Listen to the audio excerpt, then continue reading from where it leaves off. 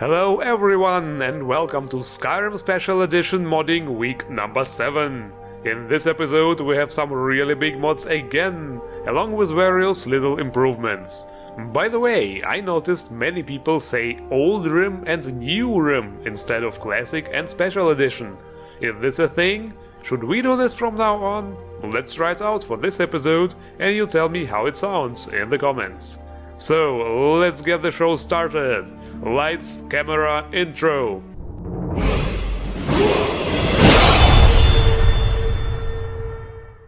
We shall start this episode with a mod which will make certain weapons look much better. Well, not really the weapons themselves. I'm actually talking about enchantments.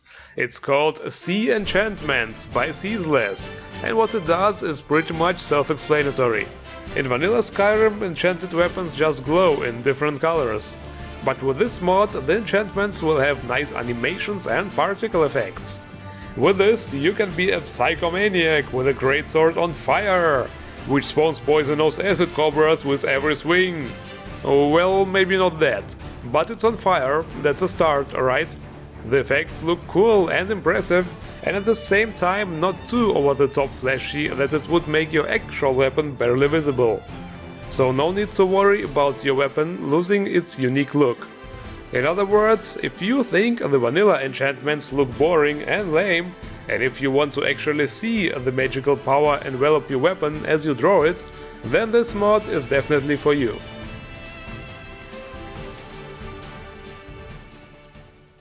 Next, I have a bunch of mods for you which concern various small things, because I heard the little things in life matter. Well, let's start with potions. I wouldn't say vanilla potions look that bad, but there is not much variety and they kinda look too plain for something which harbors great magical powers. And since we are going to fight a dragon, we need only the strongest potions. Awesome Potions by Luciphon XX is not a simple texture replacer. This mod completely changes the appearance of almost all vanilla potions and replaces them with those incredibly detailed bottles and impressive looking animations. Seriously, just look at this. The amount of detail is simply astonishing. I don't even want to imagine how much work went into all this. Now the potion seller can really be like, "No, traveler, my potions are too strong for you." But seriously, every potion looks so unique with this. If you install this, you will probably just end up hoarding every potion you find to decorate your home with it later. Also, the glow effect will make it easier to spot them in dark dungeons. Brilliant. This mod is just way too awesome. Let's uninstall it right now. Just kidding. But seriously, this, ladies and gentlemen, is modding at its best. A real gem. One would have to be completely insane to say no to this.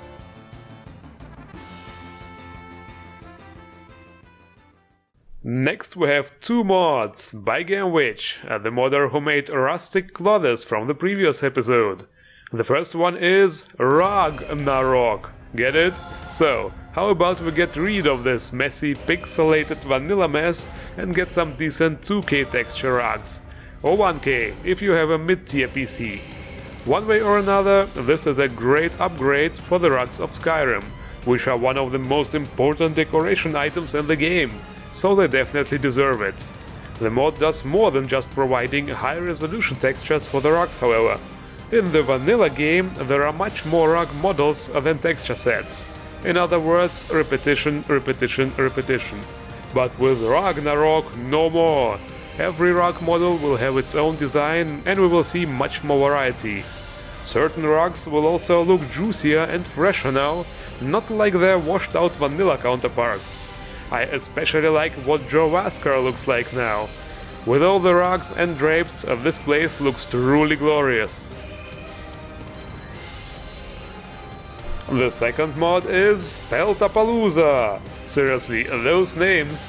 Anyway, what it does is pretty much the same story, but with pelts this time. In the vanilla game there are actually only 3 different pelt textures, which obviously causes lots and lots of repetition. But since there are more than 3 different furry things running around, it's only realistic if we have more different types of wall pelts, bed pelts and floor pelts. And with nicely detailed high-resolution textures, of course. And let's not forget about the bedrolls. Yes, there is also fur in there. And this mod takes care of that as well. Now, does that not look comfortable? You now have an official excuse to sleep in random dungeons and caves and contract vampirism. Oh wait, wrong game.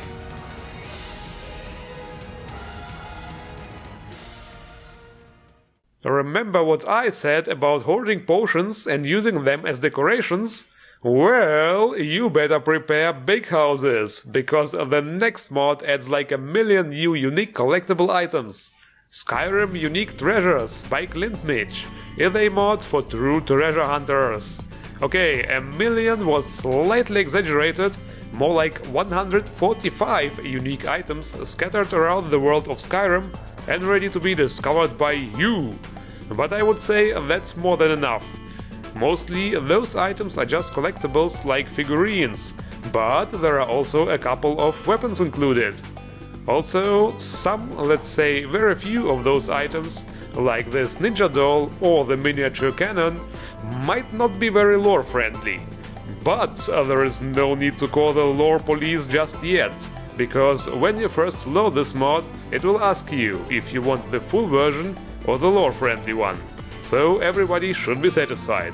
So if you're one of those players who just have to collect literally every at least somewhat unique item to stuff them into the shelves of your player home later, I sure know I am, and then you will definitely like this mod. Oh yes, I sure remember spending hours trying to place things in an accurate way back then, when we didn't have Jackson's Positioner. Oh wait a minute, we don't have Jackson's Positioner for New Rim. Oh shit, abandoned mod, ah! Just kidding.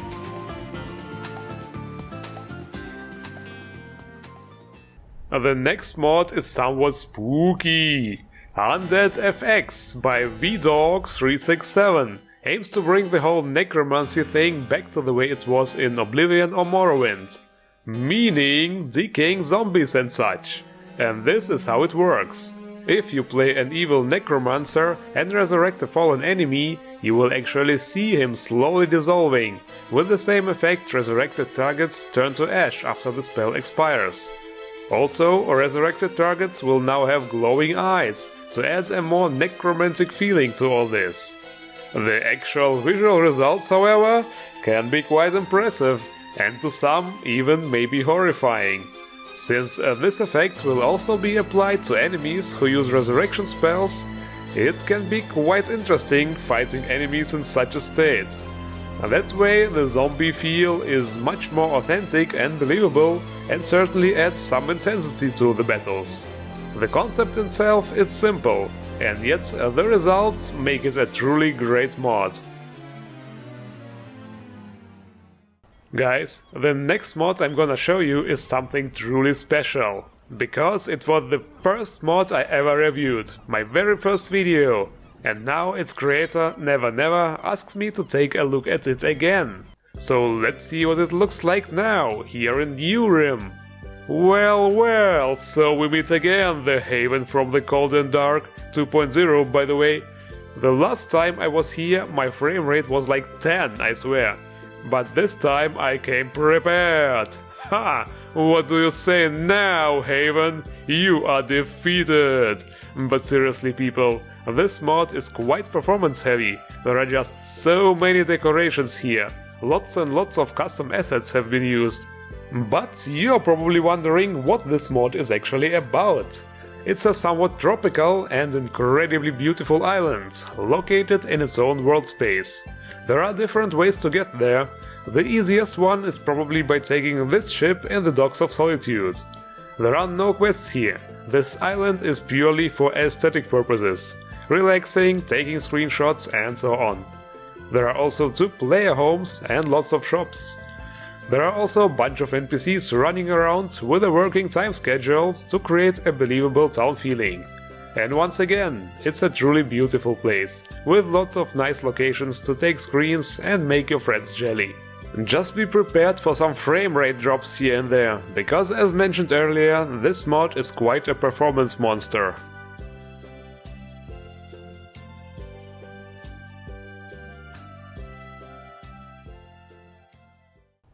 And speaking of monsters, now comes the big stuff I promised you. Starting with a monster mod. Beasts of Tamriel by Spike Dragonlord adds over 100 new creatures with completely new models. And all of them are part of the Elder Scrolls lore. Wait, I didn't kill that chicken in Riverwood on purpose. It was an accident. Ah! That's a cockatrice, by the way, like in Witcher 3. There are all kinds of new creatures, from the classic guars to some more exotic ones like yetis and giant scorpions. This one right here is pretty cool. It's called a Bashtar, and you can use it as a mount. And how about this? In vanilla Skyrim we have werewolves and werebears. And with this mod we also receive werevultures, werecrocodiles, wereboars, werelions, weremammoth, and weresharks. Were-fucking sharks. Is this really part of the lore? I mean, it's damn cool, that's for sure. But what I like about this mod the most are the small critters, like snakes and snails. Little animals like those are like open world decorations and sure add to the beauty of the world and make it seem more real. And now, ladies and gentlemen, another really big one. It's a quest mod, but also much more. The People of Skyrim by Nesbit98 is a mod which adds around 4 hours of quests, but at the same time is also somewhat like a world overhaul. It does a variety of things, like adding tons of generic NPCs to settlements, roads and so on, both friendly and bandits. Also, lots of new locations like ruins, dungeons and settlements have been added, and also some specific gathering pods for certain monsters. The 3 new quests can be triggered at different points in the main story, and are actually just the first 3 episodes of an upcoming world mod called Elion. The quest line itself starts pretty simple. This guy here has misplaced his family and wants you to find it. I'm so pleased you have responded to my request. My family have gone missing. The old farmhouse has something to do with it, I think. And before long you will be fighting hordes of vampires and finding dead remains of the family, spoiler warning. Except the son, who was not present. And later, after receiving your reward, the quest actually continues, and at a certain place you will come across the son's diary. But after turning that in, the quest suddenly ends. Wow, what a cliffhanger! That was the first one of the 3 quests in this mod. And considering all this is just the prelude to a bigger story, it's definitely something to look forward to. And this is it for this week's episode. As always, links to all mods are in the description. Endorse the modders, like the video, subscribe to the channel. You know how it goes, right? We shall see each other again in the next new mod review next Sunday. I thank you all for watching, have a good time, see you around.